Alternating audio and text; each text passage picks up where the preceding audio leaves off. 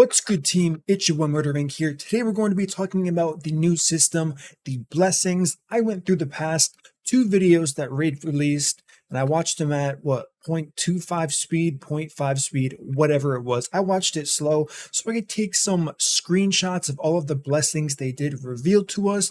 Keep in mind, as they stated in the bottom right-hand corner of their video, this stuff isn't necessarily going to be what makes it to the live server. They have changed things before when they do preview things, so as I'm going over this, keep that in mind for sure. But I do want to go over some of the strengths, the weaknesses that I do see in what's currently available to us as far as information goes, and some of these are really interesting. They're going to change champions, they may change metas, so let's dive right into it.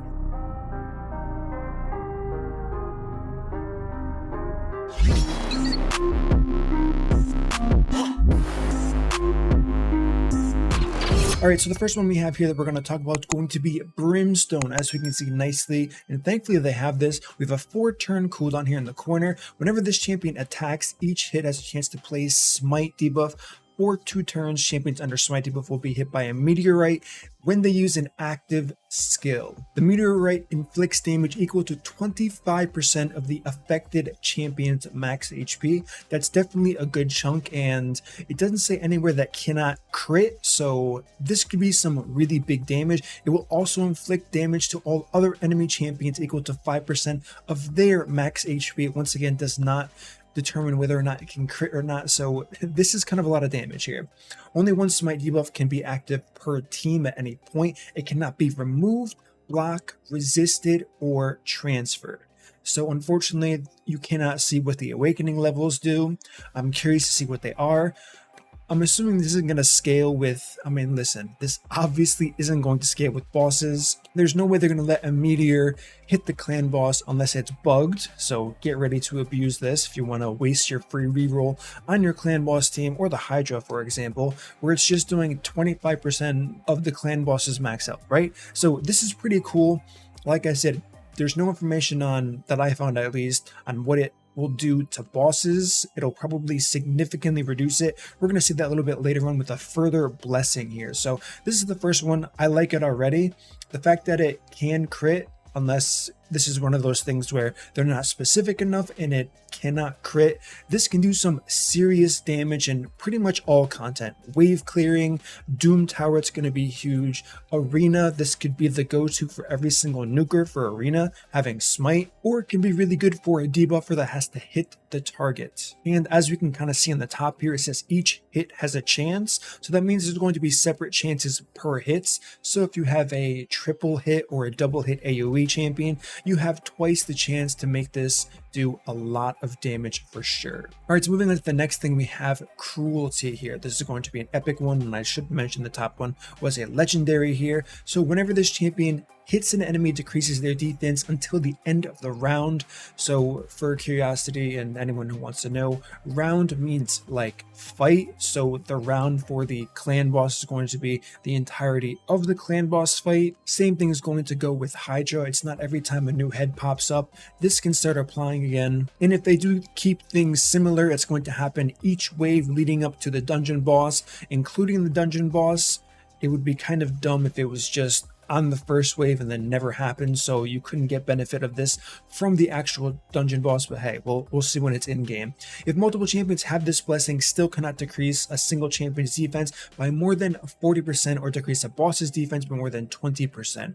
So here's the problem with this. Initially, you want to say, okay, this is going to be good for clan boss. The reason why it isn't going to be that good is because the clan boss's base defense is very low. The Hydra's, however, is very high. So this, of course, is going to have some pretty solid use in the Hydra if it does work as intended. Reducing it by 20%, you're going to start hitting a lot harder. It's going to make it so much easier. I cannot stress this enough for you to get champions out of that devouring head so you don't lose them for the rest of the fight.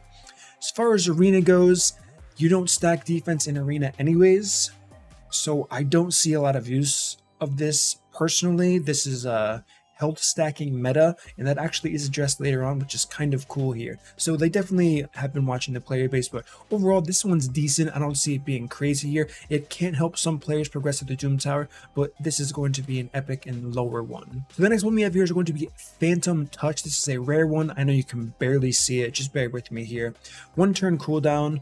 This is how they showed it, black and white. Has a chance of inflicting bonus damage to one enemy whenever this champion hits enemy targets. When hitting multiple targets at once, only one champion will receive bonus damage. Like I said, 1 turn cooldown. The bonus damage is proportional to this champion's attack. So attack, scaling, bonus damage, high awakening bonus is going to be, has a chance of inflicting a second instance of bonus damage. This is going to be a rare skill. I'm not going to say, since it's going to be a rare skill, it's going to be underwhelming.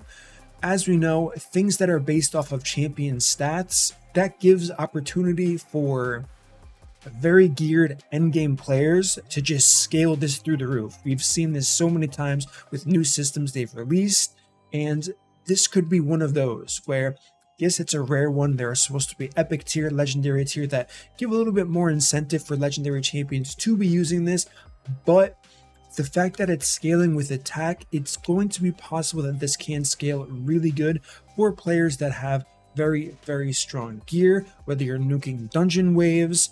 Don't really see a use for this for bosses too much. I could be wrong, but usually you don't stack or want to prioritize stacking a base stat like attack for bosses. And of course, arena, this is going to shine significantly with that bonus damage applying. Now, if the bonus damage can apply masteries, now we're talking about bosses, right? A lot of this stuff, once again, has to be tested. This is simply me just going through the snippets that I do have available to me. And it will be unfortunate, unless we do get a tester around this, to have to burn through a free use reroll on a champion to see if this does scale with something like War Master or Giant Slayer. If it does, the fact that it can proc it 3 times on a target wouldn't be the difference in making it pretty damn strong for boss fights. However, at the moment, there's no clear indicator and it should not work that way, so I'm just going to assume until it's tested. Next one we have is going to be Soul Reap, a legendary skill. And by the way, when I say legendary skill, that means only legendaries can use this. However, legendaries can use legendary, rare, and epic. Epics can use epic rare, rares can only use rare. So this is going to be a 3-turn cooldown. When this champion hits an enemy target and decreases their HP to a certain threshold, a Reaper will appear to deal extra damage equal to the target's remaining HP. For AoE attacks, each target that has their HP reduced to a threshold will be visited by a Reaper. The Reaper ignores defense, I'm assuming all defense, as well as all damage reduction skills, effects, and buff. High awakening bonus: if the target survives, the Reaper has a chance of placing True Fear debuff for 1 turn. Wow, so this is good. The only issue I do see with this is going to be, I mean, listen, Stone Skin gear exists, which is actually good, and I think they thought about this when they made this skill here. So if they don't take it down to the threshold, it's not going to go on cooldown, which means that once this champion, whatever nuker you have on your team for arena, can get the champion down, you have a good chance of doing some serious damage to them. I don't know how this scales. I don't think, yeah, so it doesn't show anything else on this. This one could be very viable for arena nukers. The same thing applies with wave clear nukers for dungeons, the Doom Tower. This should make things a lot easier there. I would be interested to see how this scales in something like the Hydra. The heads don't have an insane amount of health, but they do have quite a bit of health, so you can be getting lots of extra attacks for sure. Can this proc masteries? That's going to be the main question that I have about pretty much everything that procs additional damage. Can it proc masteries? If so, maybe that's going to add some viability to a lot of these boss fights, whether it's dungeon bosses, Doom Tower bosses. I'm pretty sure it doesn't matter for the Demon Lord clan boss. Now, if this applies extra damage from the Reaper every time the Demon Lord, let's say your clan kills it and you're fighting at infinite HP, if it scales with the infinite HP, it could potentially do a lot of damage and be broken on release, or it can just always proc that extra mastery. So once again, these are things that have to be fleshed out and clarified by the company or by testing to really see how good this is. But as far as arena goes, the fact that if the target survives, the Reaper has a chance of placing a True Fear, It probably shows the percentage in the breakdown, but this is all like a snapshot from the videos, but this is looking really, really strong. Next, we have Dark Resolve. There's a chance of blocking Freeze, Provoke, True Fear. This is okay in my opinion. I don't think there's too many Freeze, Provoke, True Fear instances in this game. Where is this going to be good? Not the Hydra. You cannot block that True Fear. Provoke, I don't really think it's that much of an issue. You guys can correct me if I'm wrong. If you think Provoke's a huge issue, maybe some of the Doom Tower waves could be a problem and Dark Resolve will be good. The percent chance goes up to 20%, gives a little bit of speed, resistance, HP at the end. So all of these things are pretty decent, but 20% chance, it's a little too low as far as RNG goes to say, okay, I'm going to use this on a rare champion, epic, legendary, whatever it is. Even for the arena, 20% chance isn't terrible. It adds a good RNG factor to it, gives you a chance, but I think there's too many other strong options to really consider Dark Resolve here. Next, we have the Bone Armor one. This one could be interesting. Starts each round with a number of Bone Armor stacks. Each Bone Armor stack decreases the damage the recipient receives from a single hit. Then disappears, a champion that can have a maximum of 3 Bone Armor stacks at a time. It's good it goes up to 3, however there are some ore hit champions, so they would be able to kind of burst through that. I'm thinking of Cruelty, mainly with that extra turn and then the A1 ability here. High Awakening bonus deals bonus damage to each enemy hit by this champion. The number of times bonus damage is inflicted on each enemy is equal to the number of dead allies. So listen, I've never been a fan of something scaling off of your team being dead. I can see the use kind of, but not a huge fan of it. Ideally, if you make a team properly, your team lives, right? Progression, totally different story here. I can probably see a support tanky champion taking this for Doom Tower progression, probably not dungeon progression, I don't know, but bonus damage is proportional to this champion's attack, so that kind of lowers the value of using a tanky support champion, unless, once again, all of these extra hits will scale with masteries, right? If it scales with War Master, you could be doing some serious damage if your whole team dies, or if you're farming and solo farming with like Battle, Teodar, what's his name, the green guy, Tomb Lord. If he's soloing Dragon, you have 4 food, they all die. This can be pretty good for that, right? Granted, it procs War Master, of course, but this could be pretty decent. Bonus damage will not be inflicted when damaging enemies through masteries. Passive skills reflect damage, poison, or HP burn, so it's just saying you cannot proc the bonus damage with that. It doesn't say the bonus damage won't proc any of these things here. So that's kind of cool as far as the scaling goes. I know it's kind of blurry. Starts around with 1. I'm not going to read, I'm just going to go to the end of the Ascension here. Starts round with 3 Bone Armor stacks, inflicts bonus damage when attacking. Bonus damage adds 1 Bone Armor stack. So this seems pretty cool. I like the idea of it. It sounds good. The bonus armor stacks decrease damage received by 30%. That's a lot of damage reduction for sure. Is it ever going to compare to something like Stone Skin Gear? No. But Stone Skin Gear cannot reapply, and the cooldown of this is non-existent. So the fact that you can awaken it and it will add a stack, again, it does have to do with allies being dead to reapply the bone armor. So I don't know. It is what it is. This will have to be tested for sure. I'm kind of looking at everything from a arena point of view because that's like the most challenging content in this entire game, because players will always be other players' worst enemy as far as scaling goes.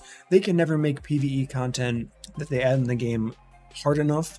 The only thing they did was faction wars, and that's been nerfed, what, 5 times, 6 times? So they don't want to go down that path again, so PvP is going to be the good tester for the max level of what these blessings really can do. So overall, I'm happy with Bone Armor. Has to be tested, but 30% damage reduction, pretty strong on top of something like Stone Skin, since it doesn't take a gear slot. Could be quite the force to be reckoned with for sure. The next thing we have is going to be Carapace here. The champion will receive less damage when under pretty much all of the CC. Now this is cool. I don't mind this. However, usually, not all the time, usually if you are stunned, frozen, slept, feared, true feared, petrified, sheeped, you're already in trouble. The point is for your champion to get out valuable buffs, revive someone, do some huge damage, and I get what you're trying to do here, make champions tankier. But listen, if you get true feared, the last thing in your mind that you're worried about is taking less damage. The first thing is, what skill is my champion about to use and put on cooldown when the 50%, that's more like 100% when it happens to you, actually goes off, right? So it is what it is here. As far as the sheep, we're definitely going to go over sheep later on, but one thing to talk about here is you're going to want your champion to take damage when you have the sheep debuff, because you can't die when you're debuffed with sheep. But like I said, we'll go over that. So taking reduced damage with sheep doesn't really make a lot of sense.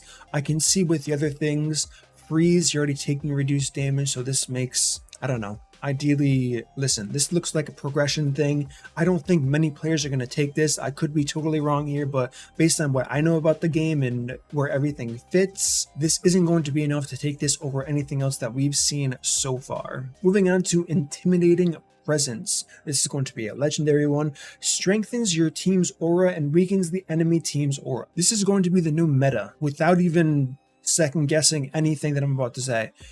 You're going to need one of these on your team. This is where your fastest champion will always have this.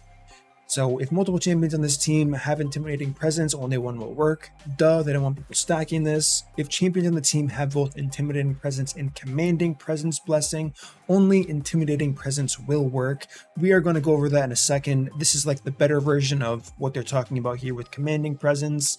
Honestly, I don't know why they added two things so similar to this, and like I said, we are going to see it shortly, but this strengthens your team aura and weakens your enemy. The other one just strengthens your team's aura. It seems like a lack of creativity. I don't know why they overlapped them like this. They could have made something cooler for the lower rarity one, but it is what it is. But like I said, this is going to be the meta. You're going to want this. Everyone's running a speed aura for the most part. Some are running resistance, and still this is going to be way too strong for at least one of your champions to not have on an arena team. So get ready. Start theory crafting in your head which champion you're going to give this to. Moving on to the Lightning Cage. This is legendary as well. Whenever an enemy receives a buff or has their turn meter filled, places one lightning orb stack on this champion. When activated, a lightning orb stack randomly protects one other active buff. So it's like that other Hydra set, I think it's called Protection. It removes it from being stripped, stolen, or transferred. Then it says after activation, the lightning orb stack disappears. A champion can only have a maximum of 3 lightning orb stacks at one time. When a champion with 3 lightning orb stacks hits an enemy target, inflicts bonus damage to them based on their max HP. So there's like a support angle here for sure. Bonus damage can occur on the hit of a skill, but does not count as an extra hit. Okay, so this is the first time they clarified that this does not count as an extra hit, which gets me thinking back to every time I've said, will this apply to War Master? I'm not going to hold Plarium to this because this was a very early kind of introduction of what we're looking at here, but everything should be stated like this, because if not, it's just within our right to assume that it's going to proc a mastery. So this is a good clarification here. It does not count as an extra hit. After the bonus damage is applied, all active lightning orb stacks are removed from this champion. So as you can see here, in the scaling goes, you get HP, crit damage, speed. I do like how they have crit damage. It might seem stupid to some people, but this gives you the opportunity to run it on pretty much any champion you want. It'll scale with damage, it'll scale with like a support champion where the crit damage won't matter, but it is a nice bonus to have just in case. So we're going to skip the first 3 ascendancies here and head straight to the 5th one. Bonus damage inflicted by each lightning orb stack is equivalent to 5% of an enemy champion's max HP or 2.5% of the boss's max HP, speed plus 10 here. As we can see from Ascendancy 5, lightning orb stacks have a 75% chance of protecting a random buff from being stolen, removed, or transferred. 75% is very, very high for sure. So with just a rank 1 ascendancy, we start out with a 50% here, and then it does bonus damage. Number 3, you get some turn meter fill. Number 5 is kind of like the bread and butter of this. 75% is very high when you're playing an RNG game, especially in arena here, and it does scale for bosses max HP. So this can in fact have a use. It's going to be hard to get away with in something like the Demon Lord clan boss, but the Hydra specifically, this is looking to be rather strong for sure, because there's a lot of buffs going on, turn meters being filled in the Hydra encounters. Of course, any general progression reaction, this is also going to be good, namely the Doom Tower waves. There's also a ton of buffs and turn meters being filled in those waves, so this could be the key to really pushing you to that next level, getting you all the way through hard Doom Tower, making your clears a lot quicker as well. Next thing we're going to talk about is going to be Hero Soul. Increases the damage inflicted to bosses and their minions according to the number of living enemies. First thing, what are we thinking about? Tell me. Spider. The issue I have with this, we're going to see in the ascendancies, you get 0.5 damage, 1% damage, and I think, okay, so the bottom is 1.5%, maybe it goes up to 2% chance. The problem with using this in Spider that I have is if this scales with HP burn, thinking of Ignatius, Sisia, any AoE HP burn, you're going to be doing more damage to the spiderlings, which may kill them faster, making it not proc as often on the spider and lowering your damage overall. This is a general concern because of how much it's going to increase per enemy, because as you can see here, it's 0.5%, 1%, 1.5, and maybe 2%. I don't know, we can't see it for each enemy, and there are tons of spiderlings, so it's going to ramp up your output damage a ton on the spider and the spiderlings. So this could be really good on paper, but not that good in actuality. However, for something like Hydra with 4 heads, this is going to scale pretty well. 1.5%, it'll increase your damage by 6% across the board, which can be huge on champions that are already dealing massive damage. So I do like this for a rare. I think all of the rare modifiers and blessings should be this strong for sure, and I think it will overall add a lot to the game and where you can use something like this. The next thing is going to be, in my opinion, something for the arena. Life Harvest, legendary, no cooldown, destroys a portion of revived enemies max HP whenever they are revived. Now it was showcased in the Ice Golem, that's cool. Maybe the problem is, unless they rework Ice Golem, the gear from there is really underwhelming. All of the sets are nowhere near as good as Dragon or Fire Knight. So with that being said, the real good use for this is going to be Arena. You can definitely make some interesting teams here. And then a mid-awakening bonus. This isn't even the late awakening bonus or the final one. Whenever enemies are revived, partially fill this champion's turn meter for each enemy revived. So that's a really cool addition here. Reviving is quite common in the endgame arena.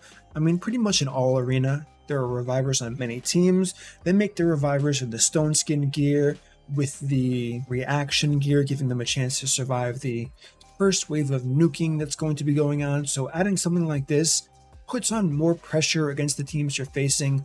Have some come back with lower health, as you can see, destroys enemies HP by 6%, then another 6% there, and then I can't really see what the bottom says. I think it just fills the turn meter, but there's a 4th, 5th, and 6th awakening that's probably going to scale even more with the max HP destroyed, which could make this a real problem for the current meta of Arena, where most battles are lasting quite a long time, right? There's so much survivability, tankiness, sets like Stone Skin, Reaction, and of course other blessings that are going to make it harder to just one-shot your team straight out the gate.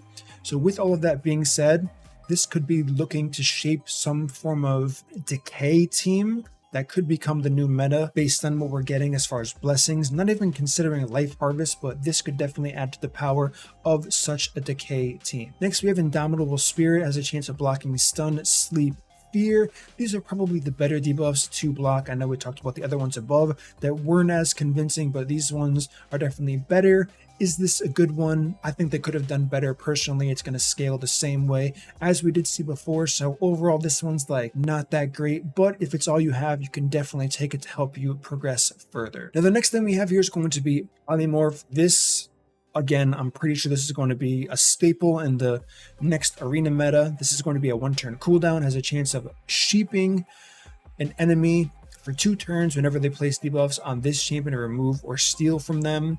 The debuff cannot be blocked or resisted, as well as placed on a boss. Obviously, you're not going to sheep a boss. Whenever a sheep debuff expires, the sheep is defeated. The affected champion will return to battle with 50% HP. So no matter what you do to the sheep, it's going to come back as the original champion at 50%. It does give you speed, resistance, HP, and defense, which is nice. This just adds RNG to the mix here. It also puts a lot of pressure on teams that are opening up with someone like a Kymar that's going to debuff your team. It can apply that sheep to somebody, Hegemon, the same thing. It's going to remove some power from that champion as well here. And I mean, just think about it in your head. Pick out your arena team right now.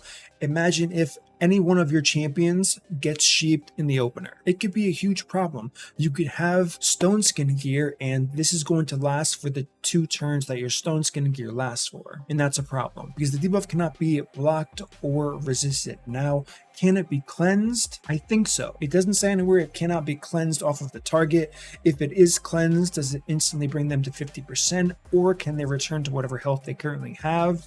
That could be a good thing and a bad thing. If you have the enemy sheep to 10% health and then they cleanse it off of themselves, do they return with 50% or 10%? Has to be tested for sure, but nevertheless, this is going to be strong.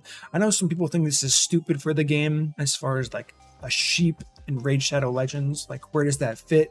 I think it's fun, and unfortunately if you don't like it, I think this could be a pretty pivotal part of the game, whether you're doing in Doom Tower. Like I said, the fact that you can sheep one of your enemies, that's pretty strong, right? So that's going to be it for the Polymorph here, and you can kind of see the chances you have: 5%, 10%, 15%, and 20%. Not going to be good for a lot of content outside of the arena, because low probability chances don't usually scale well. However, for arena, the RNG you welcome with open arms. If you've been playing arena for a long time, you already know the state of things. It's not the greatest. It would be nice if it was more consistent, but adding something like this is very powerful, and 20% is nothing to shy away from for sure here. Next, we have Survival Instincts here. Partially fills this champion's tournament whenever a debuff is placed, spread, or transferred onto them. Occurs once per enemy turn. Now, I do not know why this was made a blessing. If you want to know what this is a mastery. What mastery is this? I believe it's a version of Oppressor, something that you would never see pretty much ever, unless you're like soloing Dragon. You can run this, used to run this on Eurogrim. Battle can see this for sure. Teodar, Tomb Lord, anyone else that solos the Dragon here. So why they took a mastery that was barely taken in the first place and decided to make it a blessing, I don't see the logic personally, but it is what it is. I guess it's a rare one, and like I said, I think it was lack of creativity. I hate to say that and be critical, but I just don't really understand the logic of this, and this is what we got as the end result. So I think this is rather underwhelming, but I could be wrong. There could be a better use for this, or this could just be used on the champions that are already taking the mastery that I can't even remember. I think I said Oppressor. Yeah, Oppressor. So it could just be replacing that, so you can take something else. What else would you take? Maybe a War Master for more damage. You would take that everywhere besides Ice Golem, but that's besides the point. Next, we have Chainbreaker. At the start of the champion's turn, has a chance of removing Stun, Freeze, Sleep, Provoke, Fear, True Fear, or Petrification on this champion. Only activates if this champion's under any of these debuffs. 3-turn cooldown. This is cool. High Awakening bonus whenever the champion is hit by an enemy while under any of the debuffs mentioned above. Has a chance of partially filling this champion's turn meter. Occurs once per hit, making multi-hits, assuming by the language they're using here. Fill it up even more. For this, we also cannot see anything as far as the additional notes here, so quite interesting for sure. This could be very strong.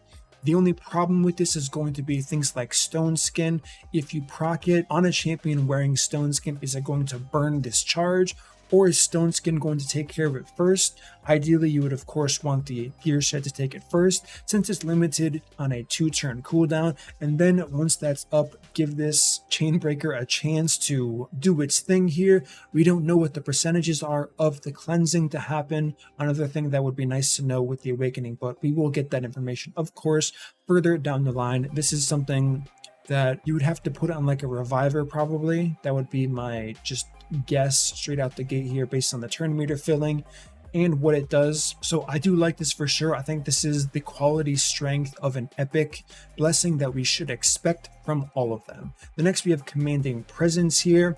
This is the one I was talking about. That was the same thing as Intimidating Presence, but it was just worse, right? It doesn't decrease your enemy's aura, and yeah, I don't know. I don't like how they ran out of ideas for this. There's really not much to talk about here. Strengthens your team's aura, 2.5%, 7.5%. It probably goes even higher, 4, 5, and 6 ascendancy on this new system here. But like I said before, the legendary version is just so much better. It's going to be, I don't know. Plarium, there's still time. Just change this, make this something cooler, and don't make it as repetitive as what we already have on the legendary version. The next thing we have is going to be Heavencast. Debuffs placed by this champion's default skill will ignore a percentage of the target's resistance. Now, this one's dangerous.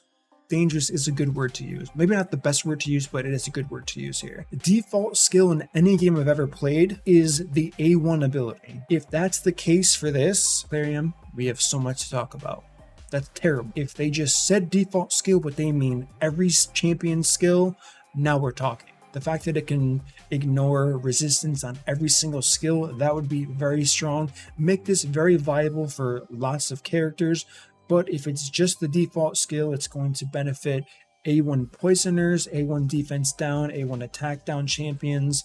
And I personally don't like it. Maybe you guys do like it, but I just personally don't like it. It ignores up to 40% of the target's resistance, making it a very strong option for something like the Hydra that has a high accuracy check here.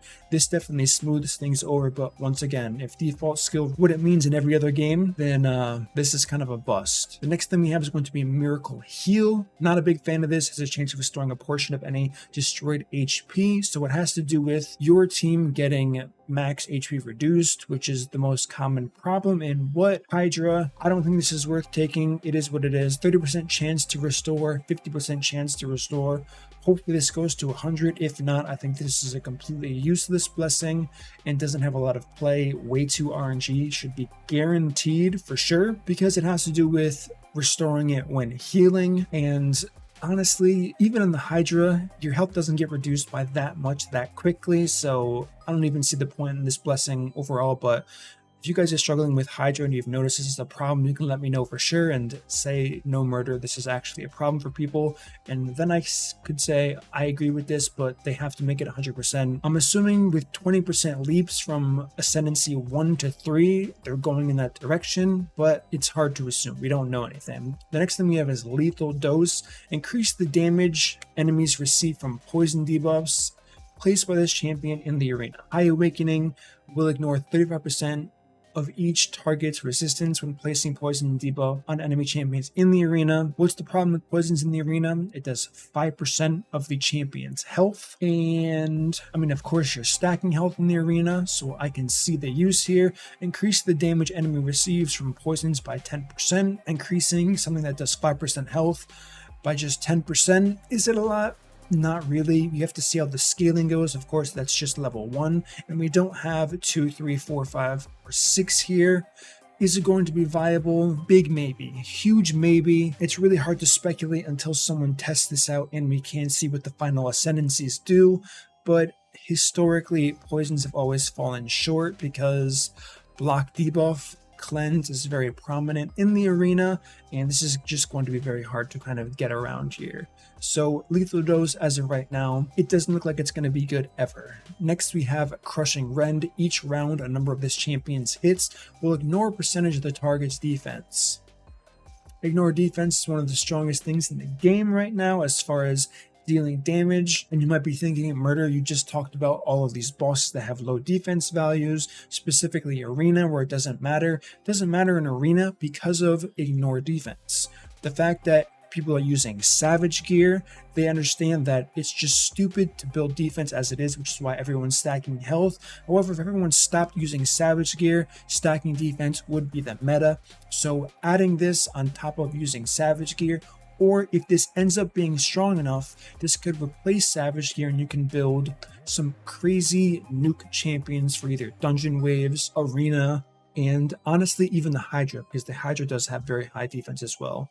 High Awakening bonus, every hit this champion inflicts will ignore a percentage of the target's defense, as opposed to the first part where it says depends on the level of the target. I think that's a little bit weird. I don't know how they're going to scale this. And we can't see anything in the first to each round will ignore a percentage. It is what it is. They flashed this one in front of us. I'm assuming this one isn't finished, which is why they didn't scroll down. It looks like you can scroll down here, so they probably have an idea, but they didn't show it publicly, so it is what it is. Next, we have Incinerate, which is kind of like the poison one, but it's for HP burn as far as doing damage in the arena. HP burn's viable because the HP burn champions, Ignatius specifically, hit really hard and don't need accuracy. So a really cool addition they added here was the High Awakening is when HP burn is placed and inflicts damage, their max HP will also be destroyed by the same amount. Only works in arena battles. So you now have this penalty of taking damage and having less health even if you're healed, making you easier to kill. And this goes back to that rot decay idea I had for the arena as far as a future meta here, making it really hard to keep up with these teams that are just slowly chipping away at whatever you're trying to defend, and eventually you will lose. So I think this is a really cool idea. This is also the last blessing that they had available for me to kind of go through, so I'm excited to see what comes next here. Let me know what your guys' thoughts are. Do you like the blessing system? Do you think it's going to be crazy pay to win? I want to hear your feedback for sure. Which blessing do you think is the coolest? Where are you going to use it? Definitely let me know in the comment section. I know this was a long one, so thanks for watching all the way through. As always, guys, if you enjoy this content, don't forget to smash that like button, subscribe, turn the notification bell, and I will see you all in my next upload.